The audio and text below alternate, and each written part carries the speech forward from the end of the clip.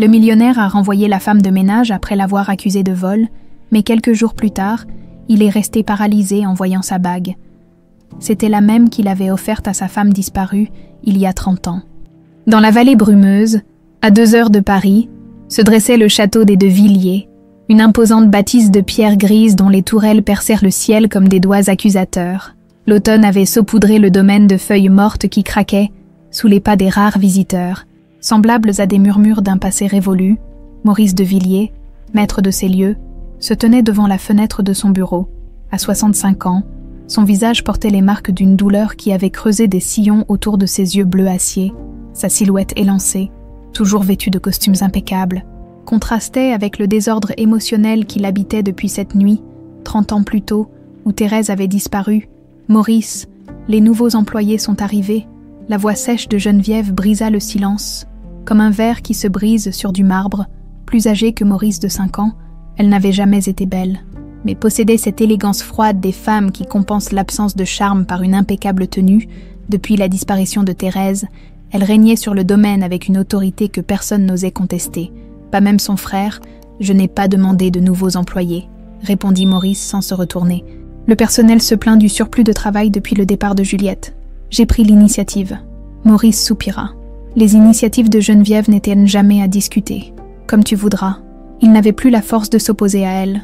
Pas depuis cette nuit où il avait découvert le lit conjugal vide, la garde-robe de Thérèse à moitié vidée, et ce silence assourdissant qui avait remplacé le rire cristallin de sa femme. Geneviève sortit, ses talons claquant sur le parquet ciré comme un métronome implacable. Maurice se dirigea vers le secrétaire en bois de rose et ouvrit le tiroir du haut. Un petit écrin de velours bleu nuit y reposait. Il l'ouvrit délicatement. Vide. L'emplacement où aurait dû se trouver la bague de fiançailles qu'il avait offerte à Thérèse semblait le narguer. « Pour toujours, mon amour », y avait-il fait graver, une promesse brisée par le mystère et le temps. Dans les cuisines du château, l'agitation régnait. 3 nouveaux employés attendaient, intimidés par la grandeur des lieux. Parmi eux, Léa Mercier, 25 ans, les mains croisées sur son tablier neuf. Ses cheveux châtains étaient sagement noués en chignon, mais quelques mèches rebelles s'en échappaient, encadrant un visage aux traits fins et aux yeux d'un vert profond. « Toi, la nouvelle, tu t'occuperas du premier étage », ordonna Madame Pelletier, la gouvernante, « et ne t'avise pas d'entrer dans les appartements privés de monsieur sans y être invitée. » Léa acquiesça en silence. Ce travail, elle en avait désespérément besoin. Depuis la mort de sa mère adoptive l'année précédente, les fins de mois étaient difficiles. La ferme où elle avait grandi, à la sortie du village, croulait sous les dettes. « Je ferai de mon mieux, madame », répondit-elle doucement. Quelque chose dans la voix de Léa fit se retourner la cuisinière, une femme robuste au visage bienveillant. « D'où viens-tu ?»« Petite ?» demanda-t-elle en pétrissant sa pâte. « De Milly, madame. J'ai grandi à la ferme des Merciers. Les Merciers, je ne savais pas qu'ils avaient une fille. Je n'étais pas leur fille biologique. Ils m'ont recueillie quand j'étais bébé. » Un silence curieux s'installa dans la cuisine. Même Madame Pelletier sembla soudain intéressée. « Recueillie » reprit la cuisinière. « Ma mère, Marthe Mercier, m'a trouvée devant une clinique à Saint-Rémy. Apparemment, j'étais nouveau-né.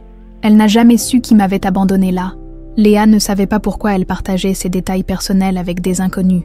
Peut-être était-ce l'atmosphère du château qui semblait appeler les confidences, comme si les murs eux-mêmes avaient soif d'histoire pour accompagner leurs propres secrets.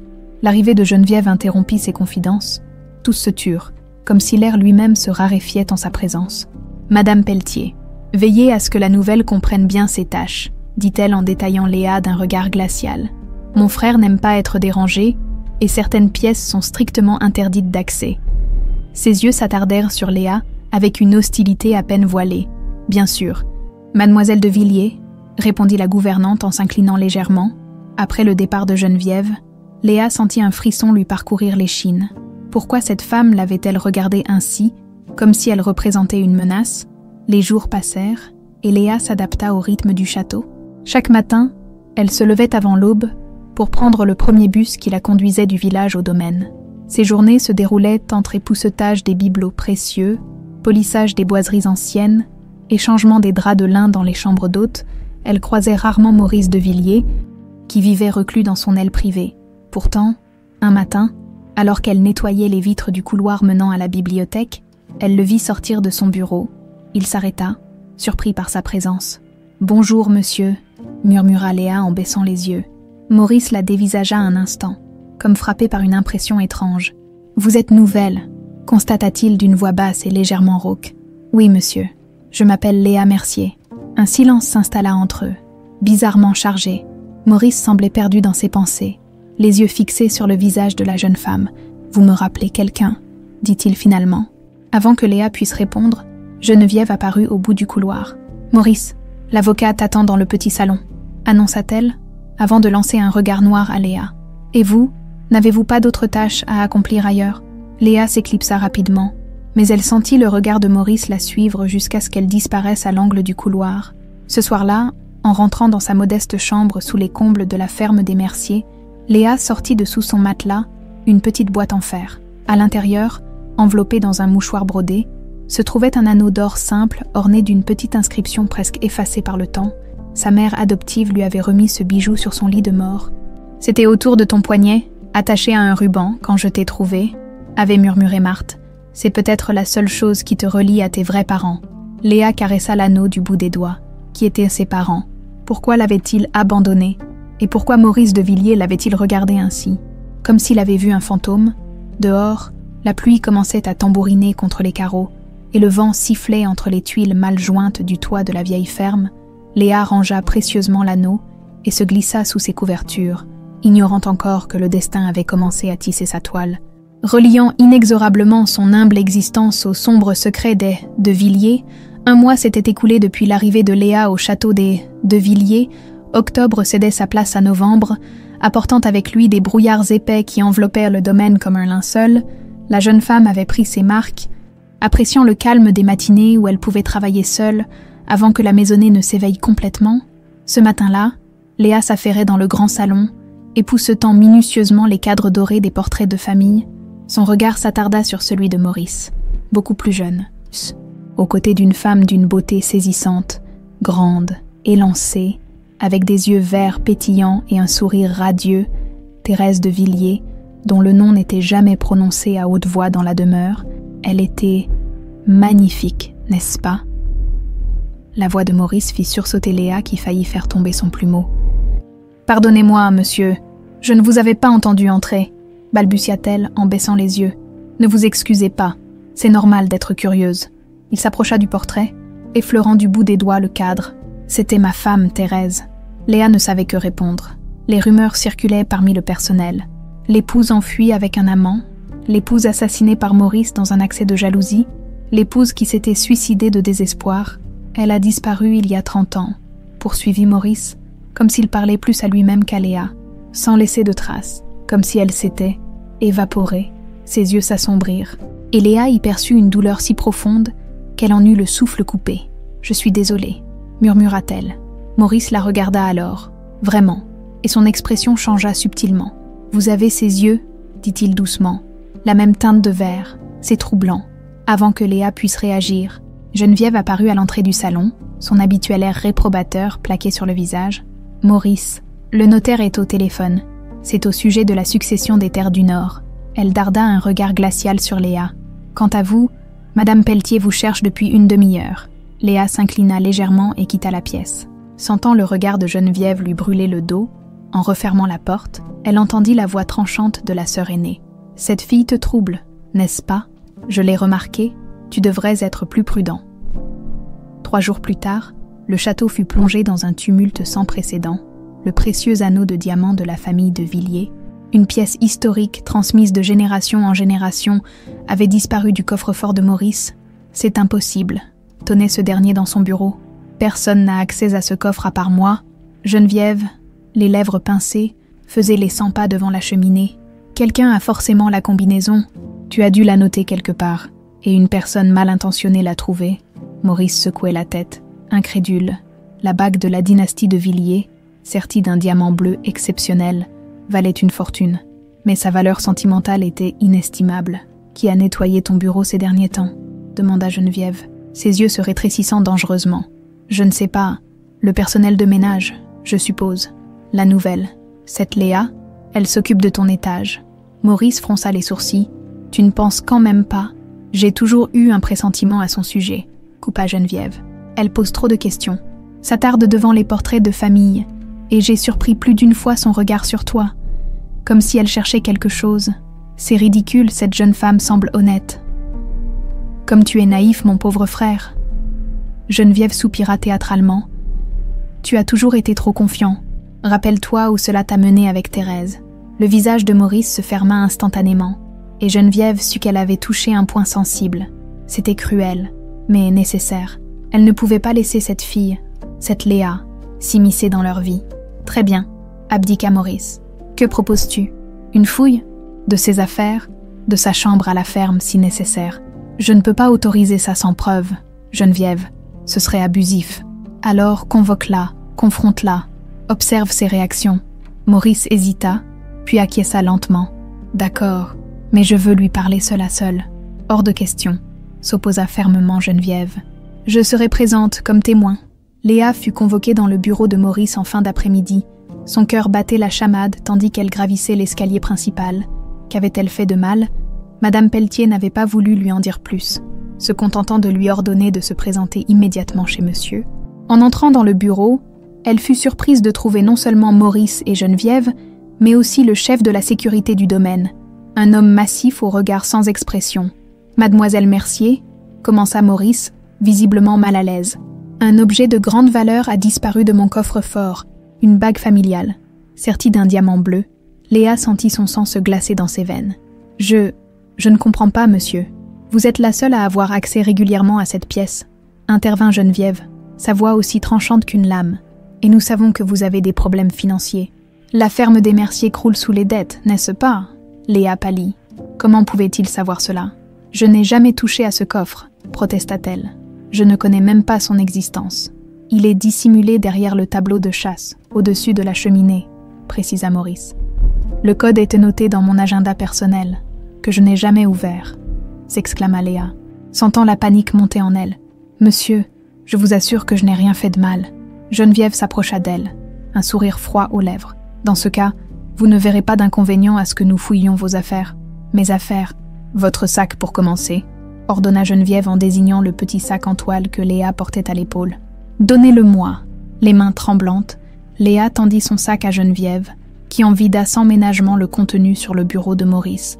Un porte-monnaie élimé, un paquet de mouchoirs, un peigne, un tube de rouge à lèvres bon marché et un carnet de notes. « Rien, » constata Maurice avec un soulagement à peine dissimulé. « Ce n'est pas tout, » persista Geneviève. Elle a pu le cacher ailleurs, dans sa chambre à la ferme, ou le vendre déjà. « Je n'ai rien volé, » s'écria Léa, les larmes aux yeux. « Jamais je ne ferais une chose pareille. » Mais Geneviève ne l'écoutait pas. Elle se tourna vers le chef de la sécurité. « Raccompagnez-la jusqu'à la sortie, elle est congédiée. » « Geneviève, » tenta de protester Maurice. « Ne devrions-nous pas ?»« Elle est congédiée, » répéta Geneviève d'une voix qui ne souffrait aucune contradiction. « Je ne tolérerai pas une voleuse sous notre toit. » Léa sentit le sol se dérober sous ses pieds. Perdre ce travail, c'était perdre son dernier espoir de sauver la ferme familiale. « Monsieur de Villiers, » implora-t-elle en se tournant vers Maurice, « je vous jure que je n'ai pas pris cette bague. Je ne suis pas une voleuse. » Maurice soutint son regard un instant, et Léa crut y lire un doute, une hésitation. Mais Geneviève s'interposa physiquement entre eux. « Sortez !» ordonna-t-elle à Léa, avant que nous n'appelions la gendarmerie. Humiliée, anéantie, Léa quitta le bureau sous le regard impassible du chef de la sécurité.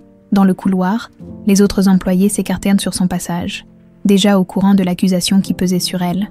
Des chuchotements hostiles l'accompagnèrent jusqu'à la sortie. Dans sa précipitation à quitter cet endroit devenu hostile, Léa ne remarqua pas que son petit sac en toile, refermé à la hâte par Geneviève, était resté sur une chaise dans le vestibule des domestiques, un sac qui contenait, caché dans une poche intérieure que Geneviève n'avait pas examinée, le seul trésor de Léa, l'anneau d'or trouvé avec elle le jour de son abandon. La tempête qui s'abattit sur la région cette nuit-là semblait refléter la tourmente intérieure de Léa. Trempée jusqu'aux os, la jeune femme avait parcouru à pied les 5 kilomètres séparant le château de la ferme, les larmes se mêlant à la pluie sur son visage. Comment pourrait-elle payer le loyer maintenant? Comment sauverait-elle la ferme de ses parents adoptifs de la saisie imminente? Dans la cuisine froide et humide, Léa alluma un feu dans le vieux poêle à bois. Ses mains tremblaient encore sous le choc de l'accusation. Elle avait beau chercher, elle ne comprenait pas la haine que Geneviève lui vouait depuis le premier jour. Qu'avait-elle fait pour mériter une telle animosité? Un coup violent à la porte la fit sursauter. Qui pouvait venir à cette heure tardive, sous cette pluie battante? Le cœur battant, Léa entr'ouvrit prudemment la porte. Elle faillit la refermer aussitôt, en reconnaissant la silhouette imposante de Maurice de Villiers. Ruisselant de pluie sous un parapluie à moitié retourné par le vent, « Mademoiselle Mercier », dit-il d'une voix grave qui semblait lutter contre le fracas de l'orage. Puis-je entrer? Trop stupéfaite pour répondre, Léa s'écarta pour le laisser passer. Maurice pénétra dans l'humble cuisine, semblant soudain trop grand, trop élégant pour ce décor modeste. « Je vous prie de m'excuser pour cette intrusion tardive », continua-t-il en retirant son manteau trempé. « Mais j'ai besoin de vous parler, c'est important. » Léa croisa les bras sur sa poitrine, comme pour se protéger. « Si c'est encore au sujet de cette bague, je vous ai dit la vérité. »« Je n'ai rien volé. Ce n'est pas pour cela que je suis venu. » Maurice sortit de sa poche un petit sac en toile. « Vous avez oublié ceci au château. » Le sac de Léa. Son cœur manqua un battement. Son précieux anneau était à l'intérieur. « Merci, » murmura-t-elle en tendant la main. Mais Maurice ne lui rendit pas immédiatement le sac. Ses yeux, d'habitude si froids, brillaient d'une étrange lueur. « Geneviève a trouvé quelque chose à l'intérieur, » dit-il lentement. Un anneau, un simple anneau d'or avec une inscription presque effacée. Le sang quitta le visage de Léa. « C'est à moi, » dit-elle précipitamment. « C'est le seul souvenir que j'ai de mes origines. Je vous en prie, rendez-le-moi. L'inscription, » continua Maurice comme s'il ne l'avait pas entendu. « Dit, pour toujours, mon amour. » Un silence pesant s'installa, seulement troublé par le crépitement du feu et le martèlement de la pluie sur le toit. Léa sentit une étrange sensation l'envahir, comme si le sol vacillait sous ses pieds. « Comment avez-vous obtenu cet anneau, mademoiselle Mercier ?» La voix de Maurice tremblait légèrement. « Je l'ai toujours eu, » répondit Léa, mal à l'aise sous l'intensité de son regard. « Ma mère adoptive, Marthe Mercier, me l'a remis avant de mourir. Elle m'a dit que je le portais attaché au poignet avec un ruban quand elle m'a trouvé. » Trouvé. La voix de Maurice n'était plus qu'un murmure. « Oui, je ne suis pas la fille biologique des Mercier.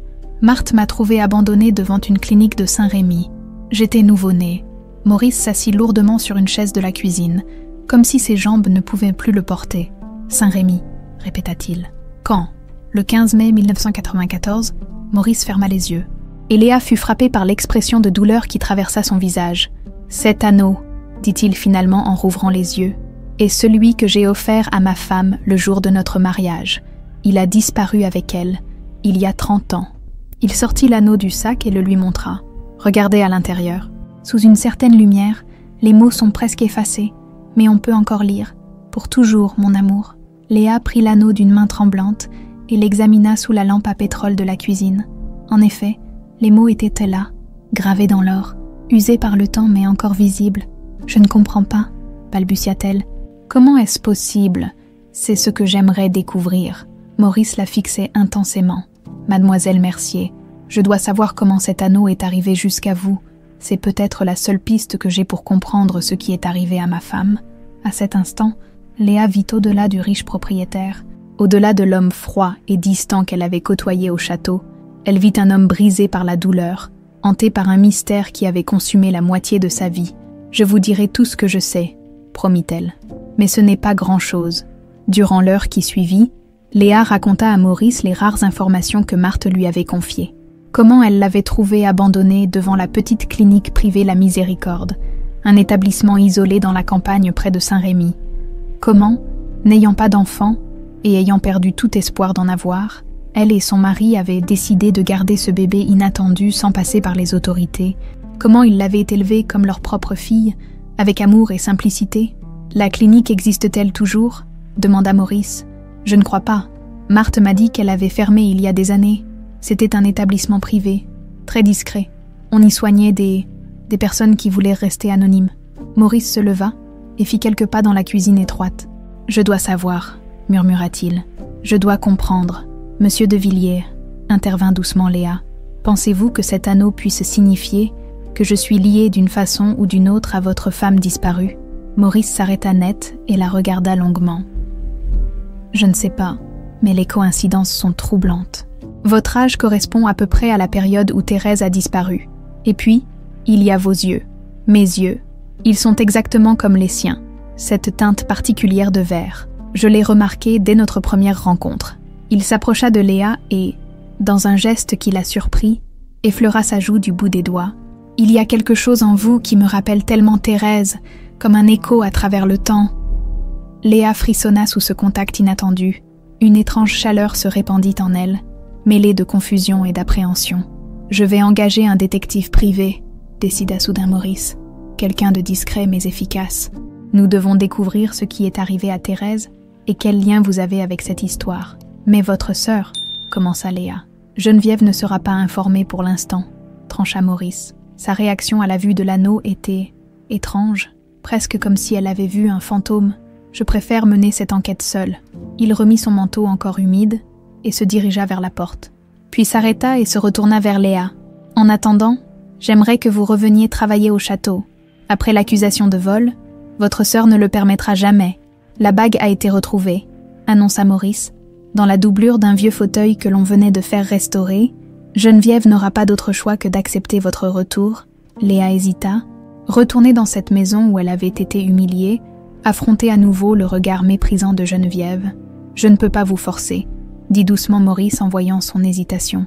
« Mais votre présence au château faciliterait notre collaboration.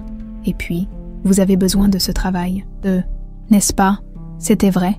Sans cet emploi, Léa perdrait rapidement la ferme de ses parents adoptifs. « D'accord, céda-t-elle finalement.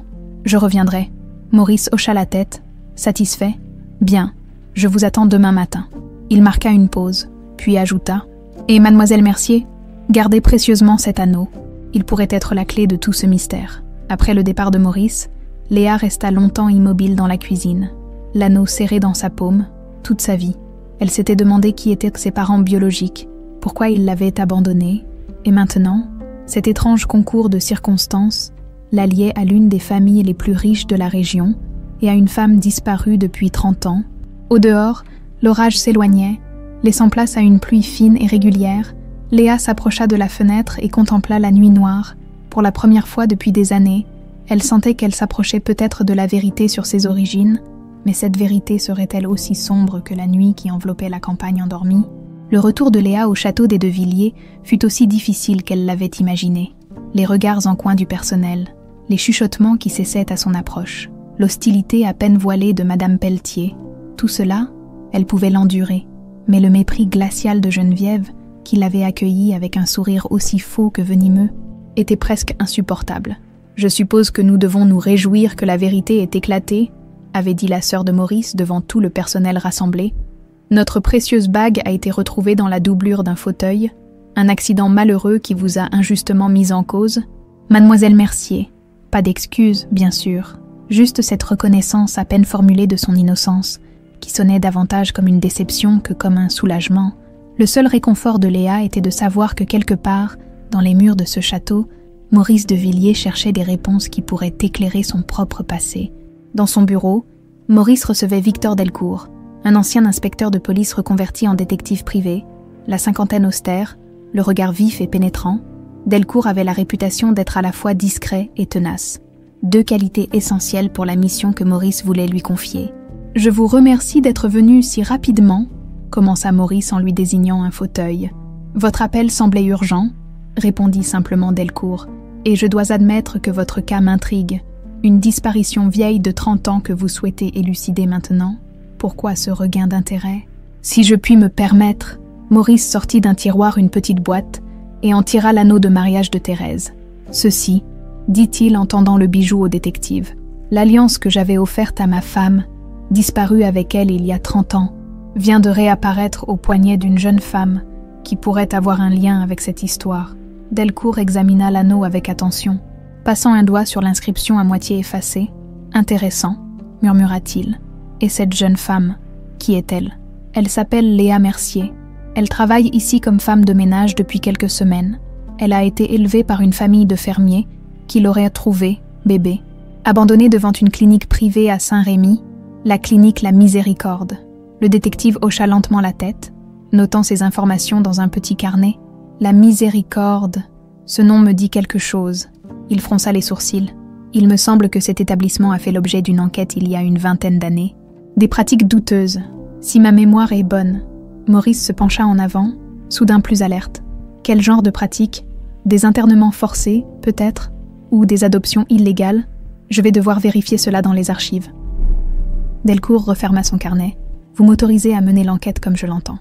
Sans restriction, confirma Maurice. Je veux la vérité, quelle qu'elle soit, même si elle implique des personnes proches de vous. La question resta suspendue dans l'air, un moment. Maurice savait à quoi Delcourt faisait allusion. L'enquête initiale, 30 ans plus tôt, avait conclu à un départ volontaire de Thérèse, mais certains policiers, plus perspicaces ou moins corruptibles, avaient tenté d'explorer d'autres pistes, des pistes qui menaient parfois aux membres de sa propre famille, même si elle implique des personnes proches de moi, confirma Maurice d'une voix ferme. Delcourt hocha la tête, satisfait. Bien, j'aurai besoin d'accéder à vos archives personnelles, correspondances, agendas, photos de l'époque, tout ce qui pourrait me donner un aperçu de la vie de votre épouse avant sa disparition. Vous aurez accès à tout ce que vous demandez, mais j'aimerais que vous soyez discret. Ma sœur Geneviève n'approuve pas cette enquête. Elle estime que remuer le passé ne fera que raviver des douleurs inutiles. Le détective eut un sourire sans joie. Les gens qui ne veulent pas qu'on remue le passé ont généralement quelque chose à cacher, monsieur de Villiers. La bibliothèque du château était plongée dans une semi-pénombre confortable. Léa, chargée d'épousseter les rayonnages, en profitait pour explorer discrètement les lieux. Elle savait que Maurice y passait beaucoup de temps et espérait peut-être trouver un indice sur l'avancement de l'enquête. Ses doigts caressèrent la reliure d'un album photo qu'elle hésita à ouvrir. Était-ce une intrusion trop personnelle? Mais sa curiosité l'emporta. L'album contenait des photos de Maurice et Thérèse, jeunes et rayonnants. Sur l'une d'elles, Thérèse souriait à l'objectif, une main posée sur son ventre légèrement arrondi. Léa sentit son cœur manquer un battement. Thérèse était enceinte quand elle avait disparu. Cette information changeait tout. Si Thérèse attendait un enfant à l'époque de sa disparition et que Léa avait été trouvée nouveau-née quelques mois plus tard, que faites-vous? La voix glaciale de Geneviève fit sursauter Léa, qui referma précipitamment l'album. Je nettoyais les étagères. Mademoiselle, en fouillant dans nos affaires personnelles, Geneviève s'avança, menaçante. Vous semblez avoir une curieuse propension à vous intéresser à l'histoire de notre famille, Mademoiselle Mercier. Léa se redressa, refusant de se laisser intimider. Je faisais simplement mon travail. Votre travail consiste à nettoyer, pas à fouiner. Geneviève lui arracha l'album des mains. Mon frère a peut-être été assez faible pour vous réembaucher, mais je vous surveille. Ne l'oubliez pas. Après le départ de Geneviève, Léa resta un moment immobile, le cœur battant. Elle était désormais convaincue que la sœur de Maurice cachait quelque chose. Mais quoi? Et pourquoi semblait-elle si anxieuse à l'idée que Léa découvre la vérité sur Thérèse? Au même moment, le détective Delcourt était assis dans les archives municipales de Saint-Rémy, parcourant d'anciens registres. La clinique La Miséricorde avait effectivement été fermée suite à un scandale. Près de 20 ans auparavant, des accusations d'internements abusifs, principalement de femmes instables émotionnellement, un diagnostic souvent appliqué à celles qui défiaient l'autorité masculine ou familiale. Parmi les documents, un nom attira son attention.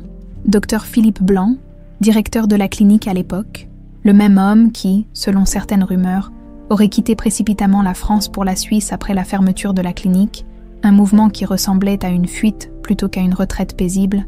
Delcourt nota l'adresse suisse mentionnée dans le dossier. C'était une piste à explorer. En quittant les archives, son téléphone vibra. Un message de l'un de ses contacts à la préfecture de police. Dossier Thérèse de Villiers retrouvé. Élément troublant. Rendez-vous ce soir, 20h, au café habituel. Maurice fixait le feu qui crépitait dans la cheminée de son bureau quand on frappa doucement à la porte. Léa entra, visiblement nerveuse. « Vous m'avez fait demander, monsieur ?»« Oui, Léa. Entrez et fermez la porte, je vous prie. » Elle s'exécuta, surpris qu'il l'appelle par son prénom pour la première fois. « J'ai eu des nouvelles du détective Delcourt », annonça Maurice sans préambule. « Il a découvert que la clinique où vous avez été trouvée est au centre d'un scandale d'internement forcé. » Léa s'assit lentement sur la chaise qu'il lui désignait. « Que signifie tout cela ? Je ne sais pas encore. Mais Delcourt a également appris quelque chose que j'ignorais. » Il hésita, puis fixa Léa intensément. Thérèse était enceinte quand elle a disparu. Léa pâlit. L'image de la photo qu'elle avait vue plus tôt lui revint en mémoire. « Je l'ai vue, » murmura-t-elle. Sur une photo dans la bibliothèque, elle avait la main sur son ventre. « Vous avez vu cette photo ?» Maurice fronça les sourcils. « Comment ? Je nettoyais et j'ai trouvé un album. Je suis désolé. Je n'aurais pas dû regarder. » À sa surprise, Maurice ne sembla pas fâché. Cette photo a été prise 2 semaines avant sa disparition. Thérèse était enceinte de 7 mois. Nous attendions une petite fille. Un silence lourd s'installa entre eux, chargé de non-dits et de suppositions vertigineuses. « Monsieur de Villiers », commença Léa d'une voix tremblante. « Pensez-vous que je pourrais être ?» La porte s'ouvrit brusquement. Interrompant sa question, Geneviève se tenait dans l'embrasure, le visage livide. « Maurice, qu'est-ce que tout cela signifie ? J'apprends que tu as engagé un détective privé pour enquêter sur la disparition de Thérèse. » Son regard passa de son frère à Léa, et une lueur de compréhension horrifiée traversa ses yeux. « C'est à cause d'elle, n'est-ce pas ? Cette fille t'a mis des idées absurdes en tête. »« Ce n'est pas le moment, Geneviève, » répondit calmement Maurice. « Nous discuterons de cela plus tard. »« Non, nous en discuterons maintenant. » Geneviève s'avança dans la pièce, tremblante de colère. « Tu ne peux pas remuer toute cette boue du passé à cause d'une simple coïncidence. Thérèse est partie, Maurice. Elle t'a abandonné. Nous avons mis des années à reconstruire notre vie après ça. »« Thérèse n'aurait jamais abandonné notre enfant, » répliqua Maurice avec une conviction tranquille. Elle attendait ce bébé avec trop d'amour pour disparaître ainsi, volontairement. Geneviève blêmit davantage. « Tu ne sais pas de quoi tu parles.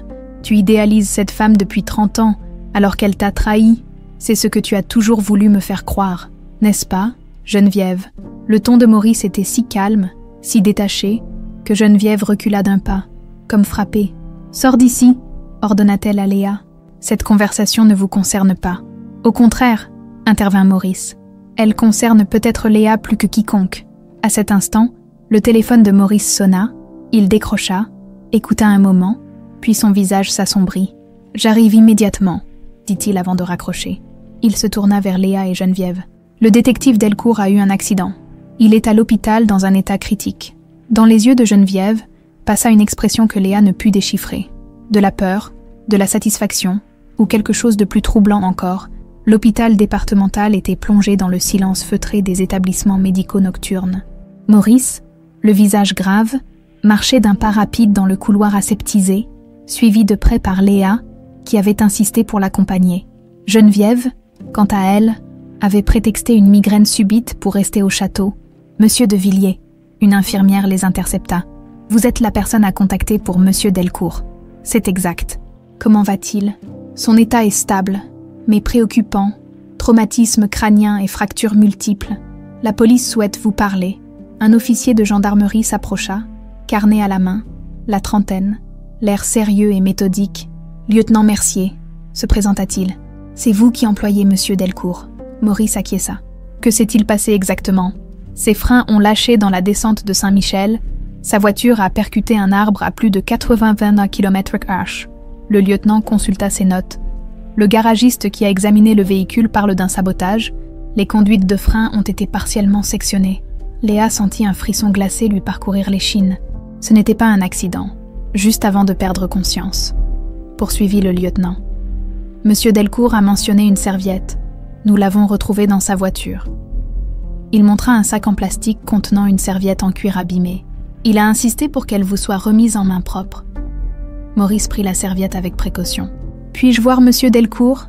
Il est inconscient, sous sédatif. Les médecins prévoient de le maintenir ainsi pendant au moins 48 heures. » L'officier hésita, puis ajouta. « Monsieur de Villiers, savez-vous qui aurait pu vouloir faire taire votre détective ?» Maurice et Léa échangèrent un regard entendu. « Je ne peux que spéculer, lieutenant, mais Delcourt enquêtait sur la disparition de mon épouse, il y a 30 ans. Une affaire qui, visiblement, dérange encore certaines personnes. » De retour au château, Maurice conduisit Léa directement dans son bureau et verrouilla la porte. Sans un mot, il ouvrit la serviette de Delcourt sur son bureau. Elle contenait plusieurs dossiers, des photocopies de documents officiels et une enveloppe scellée portant l'inscription « Pour Maurice de Villiers, urgent. Il savait qu'il était en danger », murmura Léa. Observant les précautions prises par le détective pour protéger ses découvertes, Maurice ouvrit l'enveloppe et en sortit une lettre manuscrite. « Monsieur de Villiers », lut-il à voix haute, « si vous lisez ceci, c'est que mes craintes étaient fondées. J'ai découvert des éléments troublants concernant la disparition de votre épouse. La clinique La Miséricorde n'était pas un établissement de soins ordinaires. » La lettre détaillait les découvertes de Delcourt. La Miséricorde était en réalité une clinique privée, spécialisée dans la gestion de problèmes familiaux délicats, femmes enceintes hors mariage, épouses jugées instables, filles rebelles de bonne famille, un lieu où l'on faisait disparaître temporairement ou définitivement les inconvénients sociaux. J'ai retrouvé l'ancien infirmier en chef, Jean Moreau, continuait la lettre. Rongé par la culpabilité, il a accepté de témoigner. Je vous joins son témoignage enregistré et transcrit. Ce que vous allez découvrir va bouleverser votre vie. Je suis désolé d'être le porteur de nouvelles aussi dévastatrices. Maurice sortit une clé USB et un dossier de transcription. Ses mains tremblaient légèrement. Il hésita avant de les ouvrir, comme s'il pressentait que sa vie basculerait irrémédiablement après avoir pris connaissance de leur contenu. « Je dois savoir », dit-il finalement, plus pour lui-même que pour Léa. Ils lurent ensemble la transcription, page après page. L'horreur se peignit progressivement sur leurs visages. Jean Moreau racontait comment, dans la nuit du 15 octobre 1993, une jeune femme avait été amenée à la clinique, droguée et inconsciente, une femme enceinte de 7 mois, Thérèse de Villiers. Elle avait été empoisonnée, lisait Maurice d'une voix tremblante. Pas assez pour la tuer, mais suffisamment pour la plonger dans un état proche du coma. C'est mademoiselle Geneviève de Villiers qui l'a amenée, accompagnée du docteur Blanc. Elle avait tout organisé. La suite était encore plus terrifiante. Thérèse avait été maintenue sédatée jusqu'à son accouchement. Une petite fille était née le 10 novembre 1993, sur ordre de Geneviève. L'enfant devait être éliminé, mais une infirmière, Marie Lambert, n'avait pu s'y résoudre. Elle avait fait croire à la mort du bébé, mais l'avait en réalité confié à sa sœur, qui habitait près de Saint-Rémy, Marthe Mercier. Maurice dut s'asseoir, le souffle coupé par la révélation. Léa, figée, ne parvenait pas à assimiler ce qu'elle venait d'entendre. Après l'accouchement, poursuivit Maurice en lisant, les yeux embués de larmes, Thérèse a été maintenue sous médicaments qui ont affecté sa mémoire. Quand la clinique a été menacée d'enquête, le docteur Blanc l'a transférée dans un couvent à Avignon. Sous une fausse identité, elle y serait toujours, selon Jean Moreau, vivant comme une patiente amnésique sous le nom de Sœur Marie. Le silence qui suivit sembla durer une éternité. Maurice fixait Léa comme s'il la voyait pour la première fois. « Tu es ma fille », murmura-t-il finalement. « Et Thérèse est vivante ». Léa sentit des larmes couler sur ses joues, sans pouvoir les retenir. Toute sa vie, elle s'était demandé qui étaient ses parents biologiques, pourquoi ils l'avaient abandonnée. Et maintenant, la vérité éclatait, plus cruelle et plus incroyable que tout ce qu'elle aurait pu imaginer. « Mais pourquoi ?» articula-t-elle enfin. « Pourquoi votre sœur aurait-elle fait une chose pareille ?»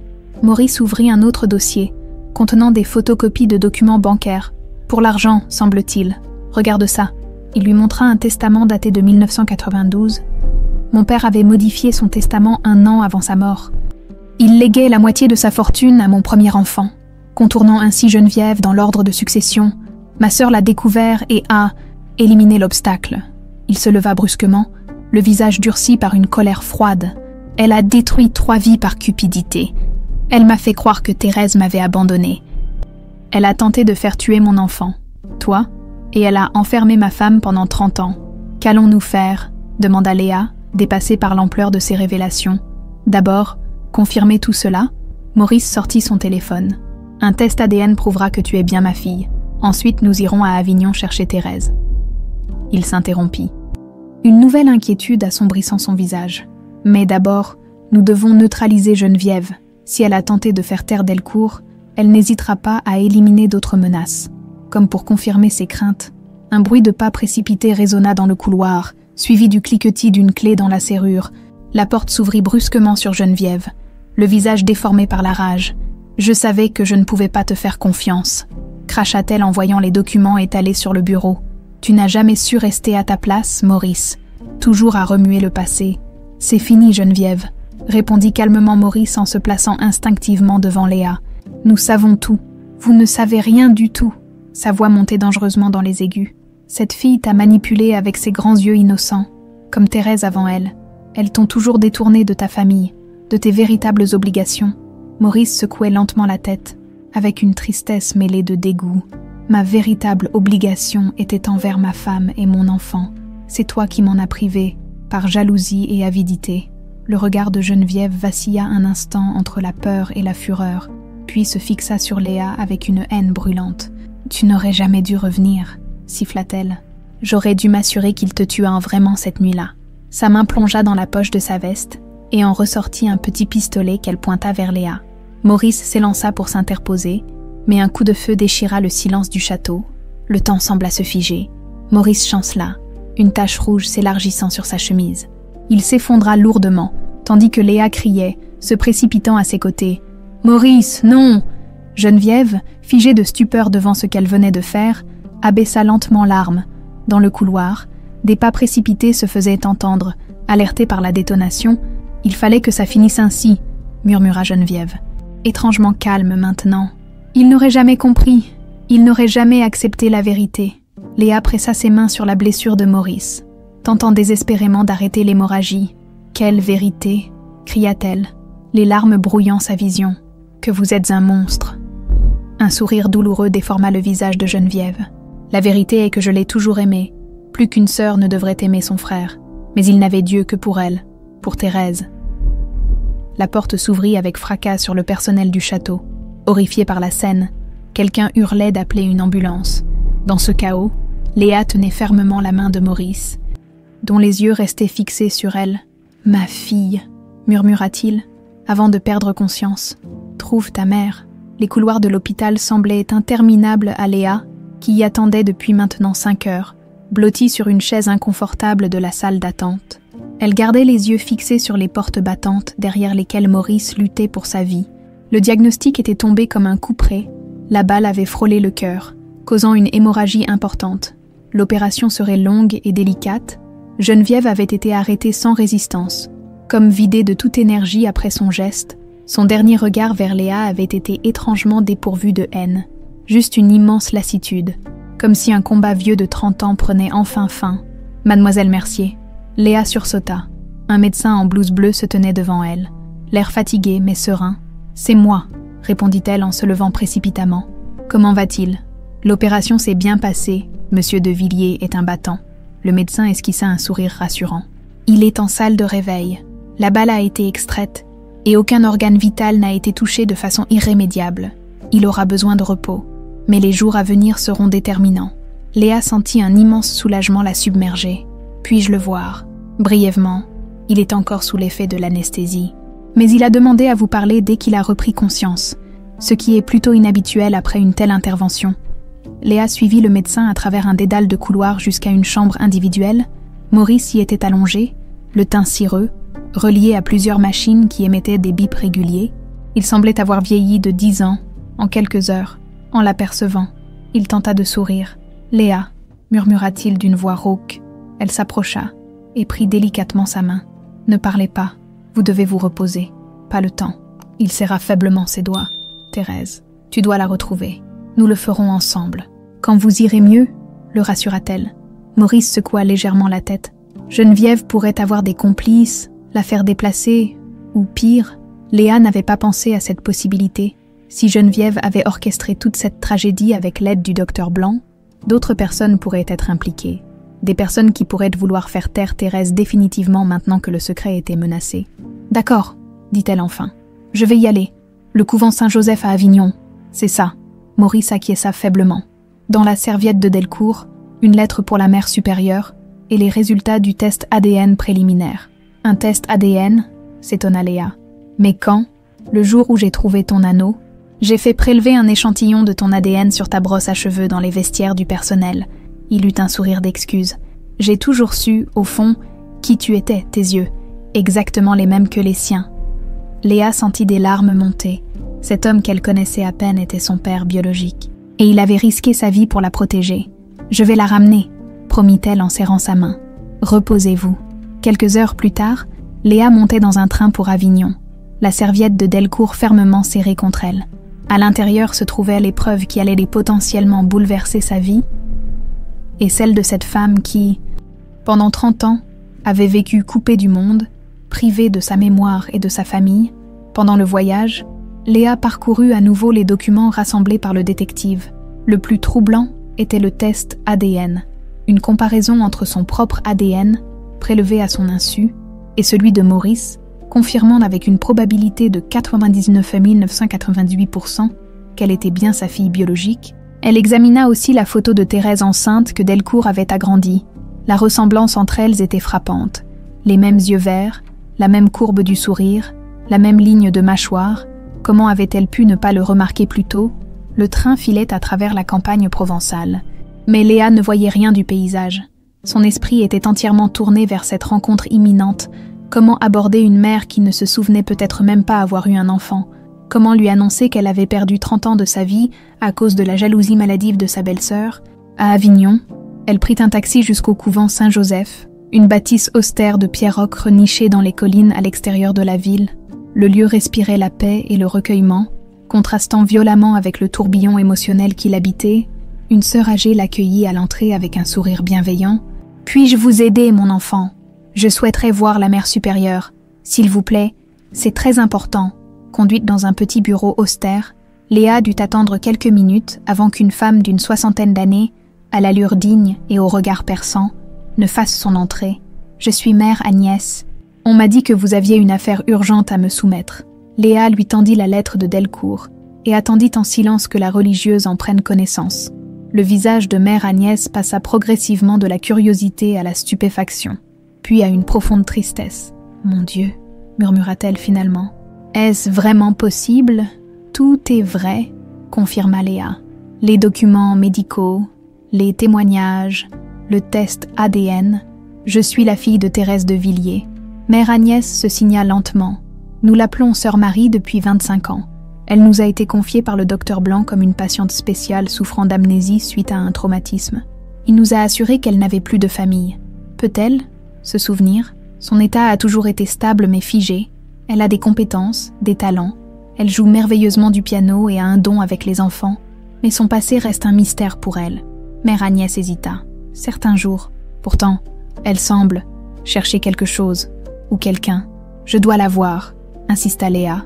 Le cœur battant à tout rompre, la mère supérieure sembla peser le pour et le contre, puis hocha lentement la tête. « Suivez-moi, mais je dois vous prévenir. Un choc émotionnel trop brutal pourrait lui être néfaste. » Elles traversèrent un cloître paisible, où quelques religieuses méditaient en silence, puis un jardin verdoyant où des plantes médicinales poussaient en rangs ordonnés. Au fond du jardin, près d'une petite fontaine, une femme aux cheveux gris coupés court arroser des plants de lavande. « Sœur Marie » appela doucement mère Agnès. La femme se retourna, et Léa sentit son cœur manquer un battement. Malgré les ravages du temps et des médicaments, malgré la simplicité de sa tenue et l'absence de maquillage, Thérèse de Villiers restait d'une beauté saisissante, et ses yeux étaient exactement les mêmes que ceux que Léa voyait chaque matin dans son miroir. « Nous avons une visiteuse pour vous », continua mère Agnès avec précaution. Thérèse, ou Sœur Marie, inclina légèrement la tête, observant Léa avec une curiosité polie. Aucune lueur de reconnaissance n'illumina son regard. « Bonjour », dit-elle simplement. Sa voix douce et légèrement rauque, comme peu utilisée, Léa ne put retenir ses larmes. Comment trouver les mots justes? Comment ne pas effrayer cette femme qui avait déjà tant souffert? « Bonjour », répondit-elle enfin. « Je m'appelle Léa Mercier. » Thérèse hocha la tête, attendant poliment la suite. Léa sortit alors de sa poche l'anneau d'or qu'elle avait toujours précieusement gardé. « Cet anneau vous appartient, je crois. » Thérèse prit délicatement le bijou, le faisant tourner entre ses doigts, avec une concentration intense. Soudain, elle tressaillit, comme parcourue d'une décharge électrique. « Pour toujours, mon amour », murmura-t-elle. Lisant l'inscription à moitié effacée, quelque chose sembla se briser dans son regard. Une barrière, un voile qui se déchirait. Elle leva des yeux emplis de confusion vers Léa. « Comment avez-vous cet anneau? Il était attaché à mon poignet quand j'ai été trouvée, bébé près d'une clinique. » Léa hésita, puis ajouta doucement. « En novembre 1993, Thérèse porta une main à son ventre, dans un geste instinctif de protection. « Novembre 1993, » répéta-t-elle, puis, comme émergeant d'un long sommeil. « J'étais enceinte. » Les larmes coulaient maintenant librement sur les joues de Léa. « Oui, d'une petite fille. Ma fille ?» murmura Thérèse. Ses yeux s'agrandirent de soudain, fixés sur le visage de Léa avec une intensité nouvelle. « Mes yeux, tu as mes yeux. » Un silence chargé d'émotions s'installa, que Léa n'osait rompre. Ce fut Thérèse qui fit le premier pas, tendant une main tremblante vers le visage de la jeune femme. « Est-ce possible ?» Sa voix n'était plus qu'un souffle. « Es-tu, ma fille ?» Léa acquiesça, incapable de parler. Thérèse la fixa encore un long moment, puis un sanglot déchirant s'échappa de sa poitrine. Elle attira Léa contre elle dans une étreinte désespérée, comme pour rattraper 30 années de séparation en un seul instant. « Ma fille », répétait-elle entre ses larmes. « Ma petite fille ». Mère Agnès s'était discrètement éloignée, leur laissant cet instant d'intimité bouleversante dans le jardin paisible du couvent. Une mère et sa fille se retrouvaient enfin, après que le destin les ait cruellement séparés pendant 3 décennies. « Maurice », murmura soudain Thérèse, se redressant. « Ton père, il faut que je le voie. » Léa essuya ses larmes. Se rappelant brutalement la situation, il est à l'hôpital, il a été blessé, mais il va s'en remettre. Elle hésita. C'est Geneviève qui lui a tiré dessus. Au nom de Geneviève, le visage de Thérèse se durcit et un éclair de reconnaissance, puis de terreur, traversa son regard. « Geneviève !» répéta-t-elle, et ce simple nom semblait contenir toute l'horreur de son calvaire. « Je me souviens d'elle. Je me souviens de tout maintenant. » Le retour au monde extérieur fut brutal pour Thérèse. Après 30 ans passés dans l'enceinte protégée du couvent, la cacophonie de la gare d'Avignon, les odeurs, les couleurs vives et le mouvement incessant la submergeaient. Elle s'accrochait au bras de Léa comme à une bouée de sauvetage, observant avec appréhension cette réalité qu'elle avait presque oubliée. « Ça va aller », la rassurait doucement Léa. « Nous serons bientôt dans le train. » Mère Agnès les avait aidés à préparer un départ rapide. Insistant pour que Thérèse emporte quelques affaires et ses médicaments, la mère supérieure avait également promis de contacter les autorités concernant ce qui ressemblait à une séquestration criminelle. « La vérité éclatera au grand jour », avait-elle déclaré fermement. « Ce que cette femme vous a fait subir ne restera pas impuni. » Dans le train pour Paris, Thérèse regardait défiler le paysage, perdue dans ses pensées. Des bribes de souvenirs remontaient par vagues, sa vie avec Maurice, leur bonheur à l'annonce de sa grossesse, puis la terreur cette nuit-là quand Geneviève lui avait offert un thé avant le coucher. « Je me souviens de son visage », murmura-t-elle soudain. Elle souriait en me tendant la tasse, un sourire qui n'atteignait pas ses yeux. Léa prit sa main, l'encourageant doucement à poursuivre. Après, c'est plus confus. Je me suis réveillée dans cette clinique. On me disait que j'étais malade, que j'avais des hallucinations. Thérèse frissonna. Il me droguait constamment. Je flottais entre conscience et inconscience. Je me souviens de la douleur quand le travail a commencé. Sa voix se brisa.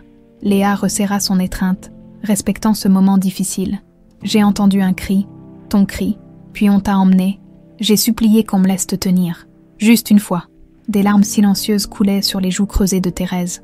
Geneviève est entrée dans la chambre. Elle m'a dit que tu étais morte à la naissance, que c'était mieux ainsi, que Maurice ne voulait plus entendre parler de moi. La colère montait en Léa face à tant de cruauté. Comment Geneviève avait-elle pu infliger une telle souffrance? Après cela, mes souvenirs sont encore plus fragmentés. Des années de brouillard chimique, jusqu'à ce que je me retrouve au couvent, un endroit paisible où personne ne me posait de questions. Thérèse essuya ses larmes. J'ai fini par accepter ce qu'on me disait, que j'étais sœur Marie, une femme sans passé, sans famille. Le téléphone de Léa vibra. Interrompant ce moment poignant, c'était l'hôpital. Maurice était réveillé et demandait des nouvelles. « Nous arrivons », répondit Léa, avec Thérèse. Un silence étonné à l'autre bout de la ligne. Puis, le médecin dit que c'est la meilleure nouvelle possible pour sa guérison. Pendant ce temps, au commissariat central, Geneviève de Villiers affrontait son 3e interrogatoire.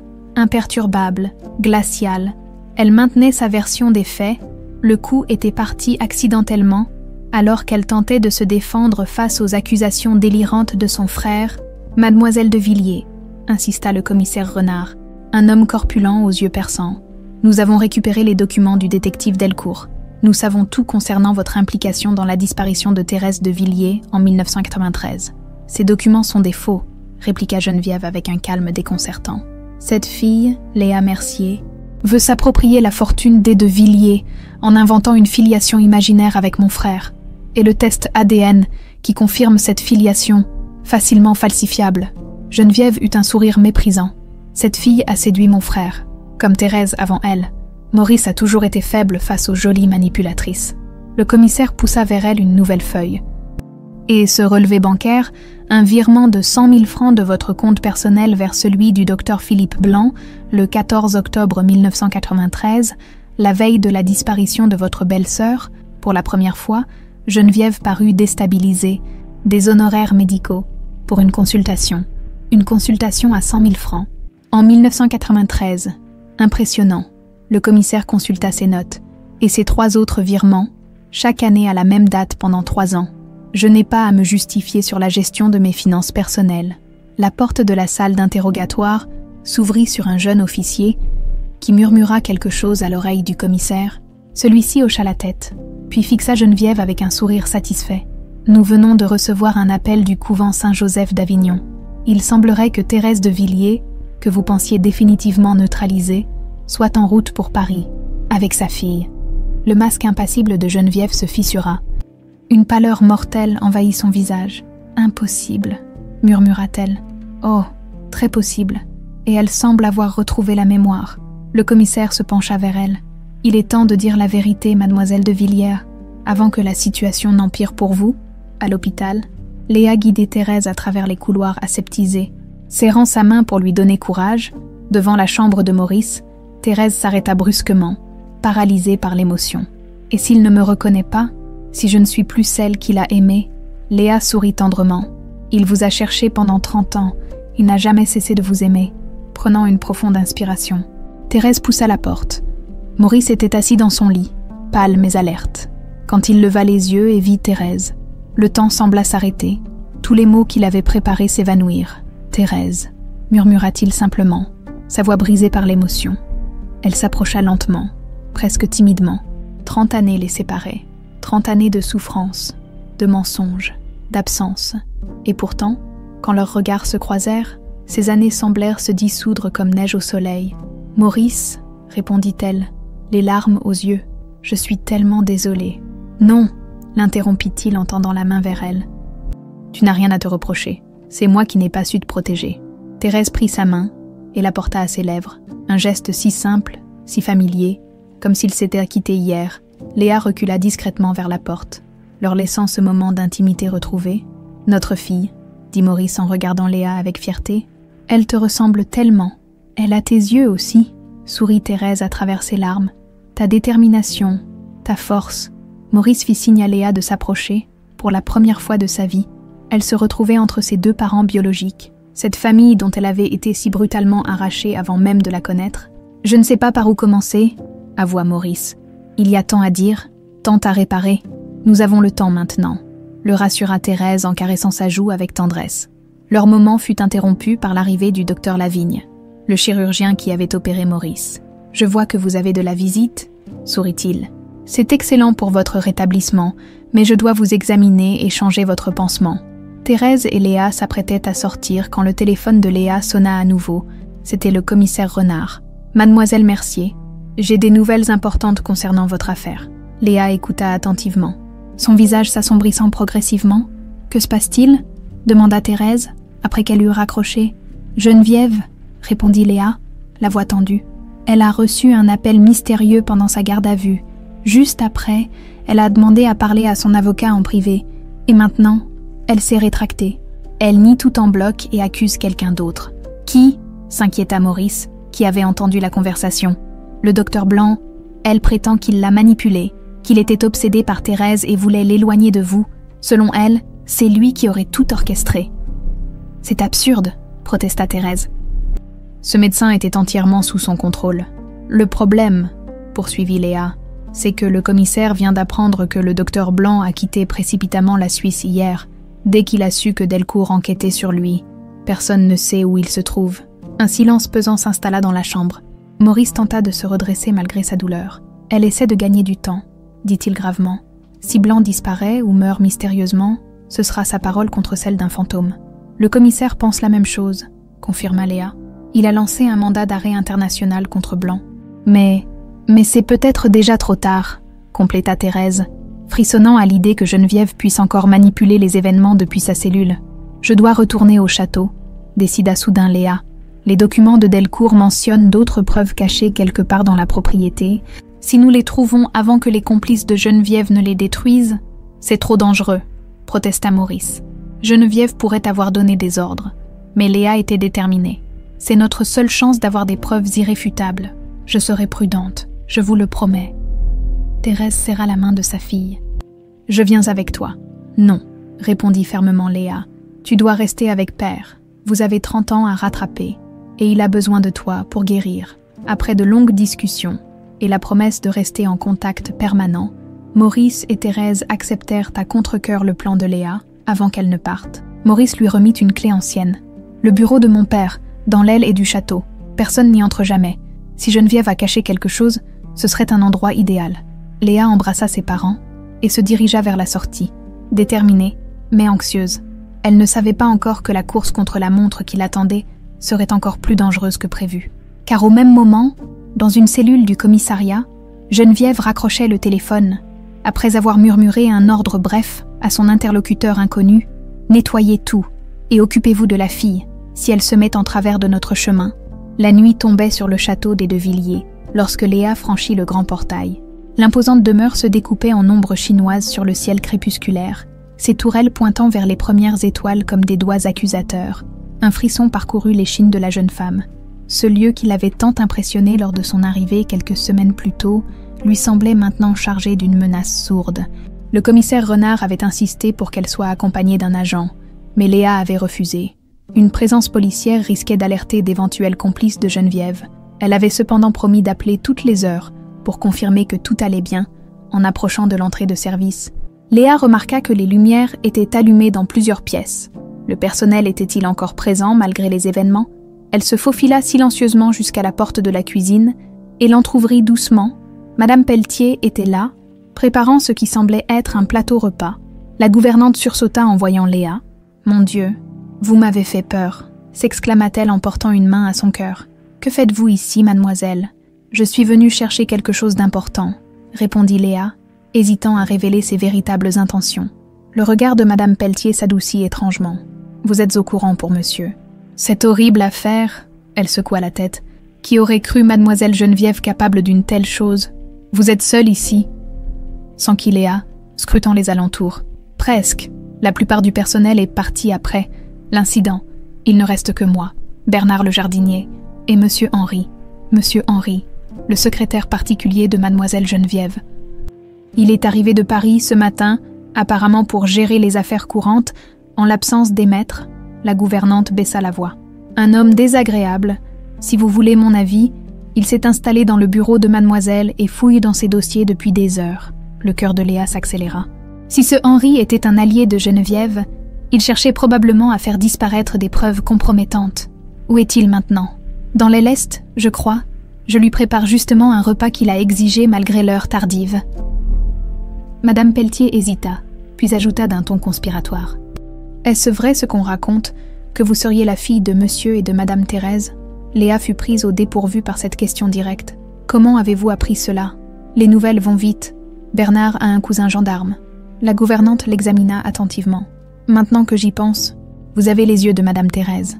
J'aurais dû le remarquer plus tôt. » Un bruit de pas dans le couloir les fit taire. Léa se dissimula rapidement derrière la grande armoire à provisions. Un homme d'une 50aine d'années, élégamment vêtu mais à l'expression sévère, apparut à la porte de la cuisine. « Ce repas est-il prêt, madame Pelletier? J'ai encore beaucoup de travail. »« Dans 5 minutes, monsieur Henri, » répondit docilement la gouvernante. « Apportez-le directement dans le bureau de mademoiselle Geneviève. Et n'oubliez pas le vin. » Après son départ, Léa sortit de sa cachette. « Je dois me rendre dans l'aile est sans être vue. Prenez l'escalier de service. » Au fond du couloir, conseilla madame Pelletier. « Il mène directement à l'ancien appartement de feu monsieur de Villiers père. Personne n'y va jamais. » Léa la remercia d'un sourire reconnaissant. « S'il vous plaît, ne mentionnez ma présence à personne. »« Bien sûr que non, » assura la gouvernante. Son visage s'adoucit encore. « J'ai travaillé ici quand vos parents se sont mariés. Vous savez, madame Thérèse était un rayon de soleil dans cette maison austère. Quand elle a disparu, c'est comme si la lumière s'était éteinte. » Elle pressa brièvement la main de Léa. « Allez, faites ce que vous avez à faire. » L'escalier de service était étroit et poussiéreux. Visiblement peu utilisé depuis des années, Léa montait les marches avec précaution, évitant de faire craquer le vieux bois. Au 2e étage, elle suivit un couloir sombre jusqu'à une imposante porte en chêne. La clé que Maurice lui avait confiée s'y adapta parfaitement. L'appartement du père de Maurice semblait figé dans le temps. Meubles empires recouverts de housses, tableaux voilés de toiles protectrices, pendules arrêtées depuis des décennies, Léa traversa le salon et découvrit un bureau dans la pièce adjacente. C'était une vaste pièce octogonale, nichée dans l'une des tourelles, avec des fenêtres donnant sur le parc plongé dans l'obscurité. Où commencer? Maurice avait mentionné que son père conservait des dossiers confidentiels dans un compartiment secret de son bureau. Léa examina méticuleusement le meuble massif, tâtant chaque moulure, chaque ornement. Finalement, en pressant un motif sculpté sur le côté droit, elle entendit un déclic. Un panneau coulissa, révélant une petite niche. À l'intérieur se trouvait une boîte métallique verrouillée, sans la clé. Léa dut forcer la serrure avec un coupe-papier trouvé sur le bureau. Le contenu la laissa sans voix. Des lettres, des photos, et surtout, un testament daté d'octobre 1992, stipulant clairement que la moitié de la fortune des de Villiers reviendrait au premier enfant de Maurice, contournant ainsi Geneviève dans l'ordre de succession. Il y avait également un journal intime du père de Maurice, où il exprimait ses inquiétudes concernant sa fille aînée. Geneviève devient de plus en plus obsédée par Maurice. Son attitude envers Thérèse frise l'hostilité ouverte. Je crains qu'elle ne soit mentalement instable. Ces documents confirmaient le mobile de Geneviève. Avec ces preuves, son procès serait scellé. Léa rassembla soigneusement les documents dans son sac, puis poursuivit ses recherches. Si le père de Maurice avait dissimulé ces informations, peut-être y avait-il d'autres cachettes. En examinant la bibliothèque, Léa remarqua une édition particulière des œuvres de Molière. Maurice lui avait mentionné que son père et Thérèse partageaient un amour pour cet auteur. Elle retira le volume et découvrit, dissimulée dans une cavité du mur, une enveloppe scellée adressée à Thérèse de Villiers. Confidentielle, le cœur battant, Léa ouvrit l'enveloppe.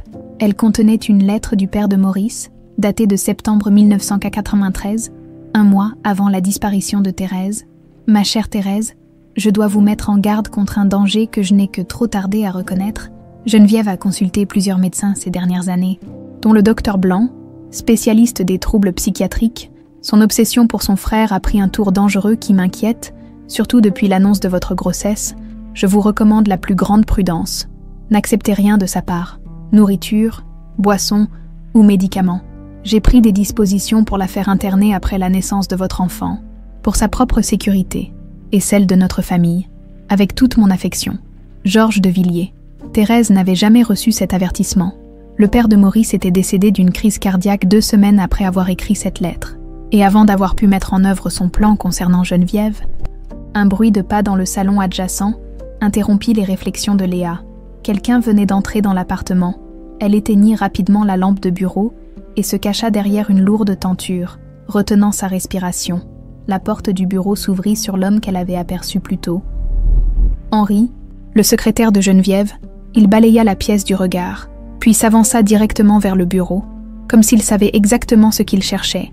Avec des gestes précis, il activa le mécanisme du compartiment secret, fronçant les sourcils en le trouvant vide et forcé. « Je sais que vous êtes ici », lança-t-il soudain dans la pièce silencieuse. « Inutile de vous cacher, mademoiselle Mercier, ou devrais-je dire, mademoiselle de Villiers. » Léa resta immobile, le cœur battant à tout rompre. « Geneviève m'avait prévenu que vous viendriez », poursuivit-il en sortant un petit pistolet de sa poche. Une jeune femme déterminée à salir la réputation des de Villiers avec des accusations fantaisistes de complot familial. Il s'approcha de la fenêtre, observant le reflet de la pièce dans la vitre sombre. « Vous pensez vraiment qu'une femme aussi brillante que Geneviève aurait laissé des preuves compromettantes traîner dans un bureau abandonné ? Tout ce que vous pourriez trouver ici a été soigneusement préparé pour vous mener exactement là où elle le souhaite. » Léa comprit avec horreur que la lettre du père de Maurice pourrait être un faux, planté là par Geneviève pour brouiller les pistes, mais le testament et le journal intime, ils semblaient authentiques, et Geneviève n'aurait jamais laissé volontairement de telles preuves à sa charge. « Sortez maintenant », ordonna Henri en armant son pistolet. « Et remettez-moi ce que vous avez trouvé. » Léa n'avait pas le choix. Lentement, elle émergea de sa cachette, serrant son sac contre elle. « Le sac », exigea Henri en tendant la main. À cet instant précis, un bruit sourd retentit dans le salon adjacent. Henri se retourna brusquement vers la porte. Momentanément distrait, Léa saisit sa chance. D'un geste vif, elle renversa la lourde lampe de bureau dans sa direction, plongeant la pièce dans l'obscurité, puis se précipita vers la fenêtre. Un coup de feu déchira le silence. La balle se logeant dans le mur à quelques centimètres de sa tête, Léa ouvrit la fenêtre à la volée et s'élança sur l'étroite corniche qui courait le long de la façade. Le vertige la saisit un instant. Mais l'adrénaline prit rapidement le dessus. Elle progressa lentement vers la gouttière, entendant Henri qui s'approchait de la fenêtre en jurant. Un deuxième coup de feu retentit, mais de l'intérieur de l'appartement cette fois, suivi d'un bruit sourd, comme un corps qui s'effondre, puis le silence. Léa se figea sur sa corniche, le cœur battant à se rompre. Que se passait-il ? « Mademoiselle » appela une voix depuis la fenêtre. « Vous pouvez revenir, il n'y a plus de danger. » Avec précaution, Léa jeta un coup d'œil à l'intérieur. Bernard, le vieux jardinier, se tenait debout près du corps inerte d'Henri, un fusil de chasse à la main. « J'ai entendu que vous étiez revenu au château », expliqua-t-il, tandis qu'elle rentrait prudemment par la fenêtre. « Et je savais que ce vautour d'Henri tramait quelque chose. Il est seulement assommé, » précisa-t-il en désignant le secrétaire. « Je l'ai frappé avec la crosse. Mais nous devons faire vite. La police est en route. » Léa n'en croyait pas ses yeux. « Pourquoi m'aidez-vous » Le vieil homme eut un sourire triste. « J'étais là quand votre mère a disparu. J'ai toujours su que quelque chose de terrible s'était produit cette nuit-là. » Il examina son visage avec attention. « Vous avez ses yeux, c'est comme la voir revenir, après toutes ces années. » Des sirènes se firent entendre au loin, se rapprochant rapidement. « Venez, » dit Bernard en lui tendant la main. « Je connais un chemin sûr pour sortir d'ici. Votre mère vous attend, n'est-ce pas ?» Léa hocha la tête, émue par cet allié inattendu. Ensemble, ils quittèrent la scène, emportant avec eux les preuves qui allaient enfin faire éclater la vérité sur le terrible secret des De Villiers. L'aube se levait sur l'hôpital lorsque Léa y pénétra. Épuisée mais triomphante, la nuit avait été longue. L'interrogatoire au commissariat, les explications à fournir, les documents à remettre. Heureusement, le commissaire Renard s'était montré compréhensif, surtout après avoir examiné les preuves qu'elle avait rapportées du château. « Ces documents sont accablants pour mademoiselle de Villiers », avait-il reconnu. « Le testament, la lettre de votre grand-père, et ce Henri Mercier. Après avoir repris connaissance, a finalement décidé de coopérer. Il semblerait qu'il n'ait pas envie de porter seul le poids des crimes de sa patronne. » Léa avait pu partir vers 3 heures du matin, avec la promesse que Geneviève ne sortirait pas de sitôt de sa cellule. Dans le couloir menant à la chambre de Maurice, elle croisa le docteur Lavigne qui lui adressa un sourire encourageant. « Votre père va mieux », annonça-t-il. « Sa volonté de vivre est remarquable, et la présence de votre mère a un effet véritablement thérapeutique sur lui. Puis-je les voir, même si c'est tôt ? Bien sûr, ils sont réveillés depuis l'aube. Ils vous attendent. » Léa poussa doucement la porte de la chambre. Maurice était assis dans son lit, visiblement plus alerte que la veille. Thérèse, installée dans un fauteuil à son chevet, tenait sa main comme si elle craignait qu'il ne disparaisse à nouveau. Leurs visages s'illuminèrent en la voyant entrer. « Léa !» s'exclama Thérèse en se levant pour l'étreindre. « Nous étions si inquiets. Le commissaire nous a appelés cette nuit, mais il n'a pas voulu donner de détails. »« Je vais bien », la rassura Léa en rendant son étreinte. Puis, se tournant vers Maurice, « Comment vous sentez-vous ?»« Mieux. Beaucoup mieux. » Il lui sourit. « Le médecin parle même d'un transfert à domicile d'ici quelques jours, si tout continue à bien évoluer. »« À domicile », répéta Léa, soudain inquiète. « Vous voulez dire au château ?» Maurice échangea un regard avec Thérèse. « Non, plus jamais là-bas. J'ai demandé à mon avocat de mettre la propriété en vente. Trop de mauvais souvenirs y sont attachés. » Il hésita, puis ajouta « J'ai pensé que nous pourrions nous installer dans la maison de Provence. C'est plus petit, plus simple, mais c'est là que Thérèse et moi avons passé nos plus beaux moments. » Thérèse acquiesça, les yeux brillants. « C'est là que je me suis vraiment sentie chez moi, loin de l'influence de Geneviève. » Léa ressentit un étrange mélange d'émotions. « Nous ?» demanda-t-elle doucement.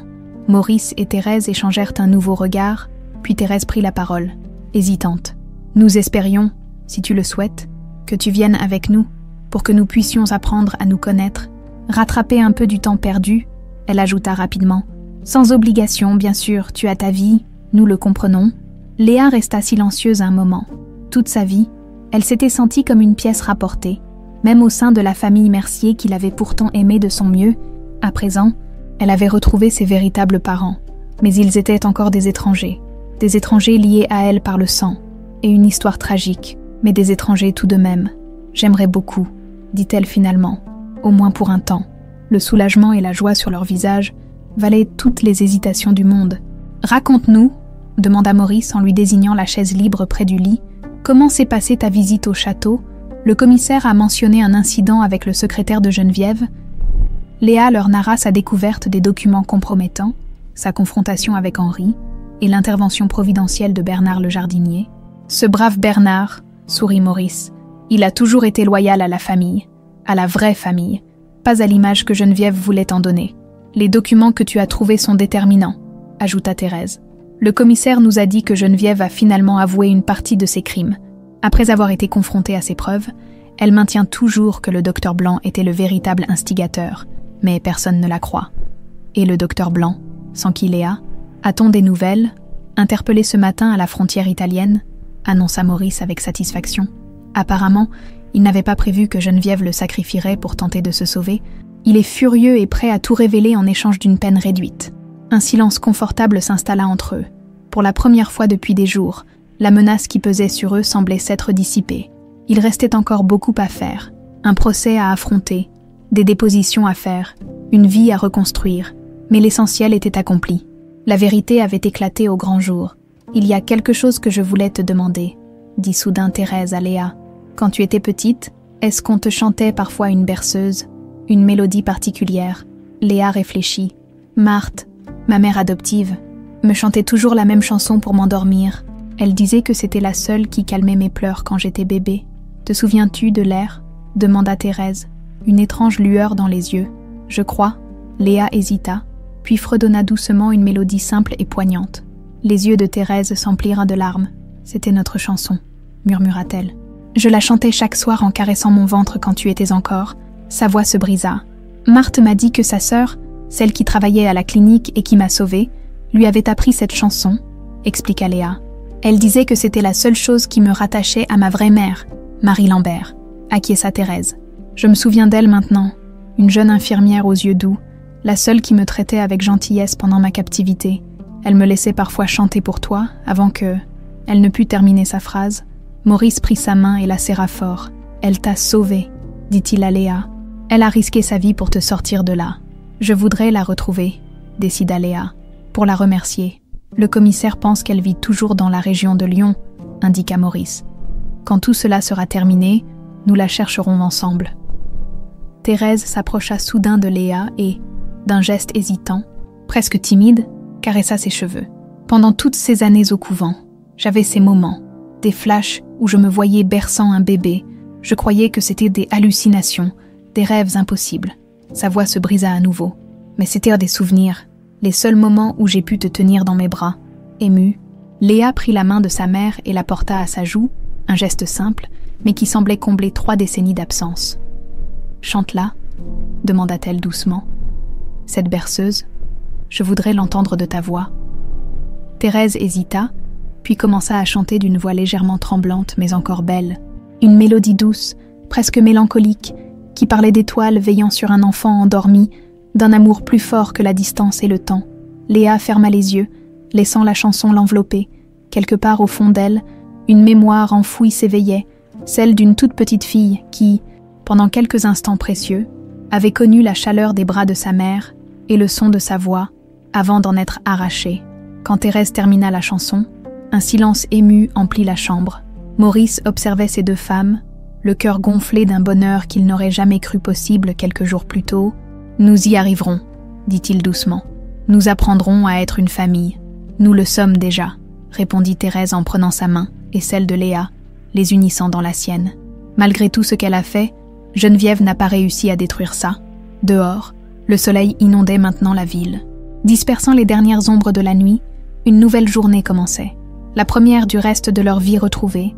18 mois plus tard, le soleil de juin baignait la terrasse de la villa provençale des De Villiers. Nichée au milieu des vignes et des oliviers, à flanc de collines, la demeure offrait une vue imprenable sur la vallée en contrebas. Des glycines en fleurs cascadaient le long de la pergola, parfumant l'air d'une douce fragrance. Léa disposait des bouquets de lavande fraîchement coupés dans des vases en terre cuite autour d'elle. L'agitation joyeuse des préparatifs battait son plein. L'inauguration officielle de la maison Thérèse aurait lieu le lendemain, et tout devait être parfait. « Tu crois que nous aurons assez de chaises ?» demanda Thérèse en sortant sur la terrasse, un plateau de rafraîchissement à la main. Léa sourit à sa mère. À 58 ans, Thérèse avait retrouvé une partie de sa beauté d'antan. Les années passées au couvent avaient laissé des traces, quelques rides précoces, des cheveux plus blancs que gris, mais son regard vert pétillait à nouveau de cette joie de vivre que Geneviève avait tenté de lui voler. « Ne t'inquiète pas, tout est sous contrôle », la rassura Léa. « Bernard a installé le chapiteau dans le jardin. Nous pourrons accueillir au moins 50 personnes. » 50. Thérèse secoua la tête. Incrédule, je n'aurais jamais imaginé un tel soutien quand nous avons commencé ce projet. La maison Thérèse était née d'une discussion, un soir d'automne, alors que la famille reconstituée cherchait comment donner un sens à leur épreuve. Ce serait un lieu d'accueil pour les femmes victimes de violences familiales et d'abus psychologiques. un refuge où elle pourrait se reconstruire. Protégée et soutenue, Maurice avait mis à leur disposition une partie de la fortune familiale, et Léa avait quitté son emploi précaire pour se consacrer entièrement au projet, mettant à profit ses talents d'organisation et sa sensibilité. Quant à Thérèse, elle apportait ce que 30 ans de captivité lui avaient enseigné. Une incroyable résilience et une compréhension profonde de ce que ces femmes traversaient. « Où est Père ?» demanda Léa, remarquant l'absence de Maurice. « À la gare, il est allé chercher Marie Lambert », répondit Thérèse avec un sourire ému. L'ancienne infirmière qui avait sauvé Léa avait été difficile à retrouver. Après la fermeture de la clinique La Miséricorde, elle avait changé de nom par peur des représailles et s'était installée en Suisse. C'était le commissaire Renard qui avait finalement réussi à la localiser. Grâce aux aveux du docteur Blanc lors de son procès, Marie avait accepté de venir pour l'inauguration. Après des mois d'hésitation, elle qui avait vécu dans la peur pendant si longtemps, allait enfin être reconnue pour son acte de courage. Un bruit de moteur annonça l'arrivée d'une voiture. Maurice apparut quelques instants plus tard sur la terrasse, accompagnant une femme d'une 60aine d'années, au visage doux marqué par les épreuves. « Marie !» s'exclama Thérèse en s'avançant pour l'accueillir. Les deux femmes s'étreignirent longuement, tandis que Léa observait avec émotion celle qui lui avait sauvé la vie, avant même qu'elle ne puisse en avoir conscience. « Vous lui ressemblez tellement !» dit Marie en se tournant finalement vers Léa. « Quand je vous ai tenue dans mes bras pour la première fois, j'ai su que je devais vous sauver, quoi qu'il m'en coûte. » Léa l'enlaça à son tour, sans trouver les mots pour exprimer sa gratitude. Comment remercier quelqu'un pour le don de la vie ? « Venez », proposa finalement Maurice. « Je vais vous montrer votre chambre, et ensuite nous pourrons discuter autour d'un verre. » Tandis que Maurice s'éloignait avec leur invité, Léa et Thérèse échangèrent un regard complice. Cette femme courageuse serait désormais une partie de leur famille reconstituée, une famille qui s'était agrandie au fil des mois, accueillant tous ceux qui avaient joué un rôle dans leur histoire. Bernard le jardinier qui avait pris sa retraite pour venir s'installer près d'eux, Madame Pelletier qui leur rendait visite régulièrement, le détective Delcourt qui, une fois rétabli, était devenu un ami précieux. Le soir venu, ils dînèrent tous ensemble sur la terrasse, sous les étoiles naissantes. La conversation tournait autour du procès de Geneviève, qui s'était achevé 3 mois plus tôt. 30 ans de réclusion, rappela Maurice. Une justice poétique, en quelque sorte. Elle passera en prison exactement le temps qu'elle a volé à Thérèse. A-t-elle montré des remords ? Demanda Marie, qui n'avait pas assisté au procès. Léa et Maurice échangèrent un regard. Non, répondit finalement Léa. Jusqu'au bout, elle a maintenu que tout ce qu'elle avait fait, c'était par amour pour son frère. Un amour malsain, obsessionnel, mais dans son esprit dérangé, c'était de l'amour. J'ai essayé de la voir une fois, avoua Thérèse, surprenant tout le monde. Pas par pardon, je ne pourrai jamais lui pardonner, mais pour comprendre, elle a refusé la visite. Un silence s'installa, que Maurice rompit en levant son verre. À l'avenir, proposa-t-il. Geneviève appartient au passé. Demain, nous inaugurerons la maison Thérèse, et chaque femme qui y trouvera refuge sera une victoire sur le mal qu'elle a voulu faire. Tous levèrent leurs verres à ce toast. Puis la conversation dériva vers des sujets plus légers. Marie raconta comment sa sœur Marthe, avant de mourir, lui avait fait promettre de veiller de loin sur la petite Léa. Elle vous aimait comme sa propre fille, assura-t-elle à Léa. Elle répétait souvent que vous étiez le plus beau cadeau que la vie lui avait fait. Je sais, sourit Léa avec émotion, et j'ai eu la chance d'être aimée par elle. Elle regarda ses parents biologiques, tout comme j'ai la chance de vous avoir retrouvés. Tard dans la nuit, alors que tous s'étaient retirés, Léa sortit seule sur la terrasse. Le ciel provençal, d'un noir d'encre, scintillait de milliers d'étoiles. Elle s'assit sur la balustrade, contemplant la vallée endormie, bercée par le chant des cigales. Sa vie avait pris un tournant inimaginable en l'espace d'1 an et demi. De simple femme de ménage accusée à tort, elle était devenue l'héritière légitime d'une fortune considérable, avait retrouvé ses parents biologiques et s'apprêtait à diriger un centre d'accueil pour femmes en détresse. Parfois, cette nouvelle réalité lui semblait encore irréelle. Elle se réveillait la nuit, le cœur battant, craignant que tout ne soit qu'un rêve, que Geneviève n'ait finalement réussi à effacer toutes les preuves, que Maurice n'ait pas survécu à sa blessure, que Thérèse soit toujours prisonnière de son amnésie. « Tu ne dors pas ?»